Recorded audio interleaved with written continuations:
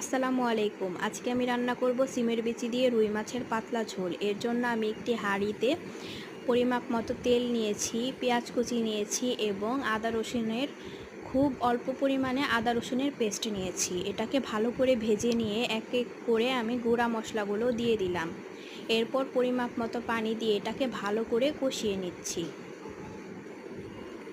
আগে থেকে আমি অফ ক্যামেরায় ভেজে রেখেছিলাম রুই মাছের পিসগুলো, আলু, টমেটো কেটে রেখেছিলাম এবং সিমের বিচিগুলো ধুয়ে নিয়েছিলাম। মশলাটা কষে নেওয়া হয়ে গেলে এখানে আমি সিমের বিচিগুলো দিয়ে দিয়েছি।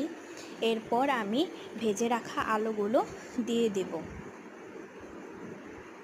এটাকে এবার ভালো করে কষিয়ে নিতে হবে। কষিয়ে নেওয়া হয়ে গেলে পরিমাপ মতো ঝোল দিয়ে এটাকে নেড়ে চেড়ে দিতে হবে। এর পর্যায়ে আমি দিয়ে দিয়েছি কেটে রাখা টমেটোগুলো, ৫-৬টা আস্ত কাঁচামরিচ। এটা রান্না হয়ে গেলে আমি দিয়ে দিয়েছি রুই মাছের পিসগুলো।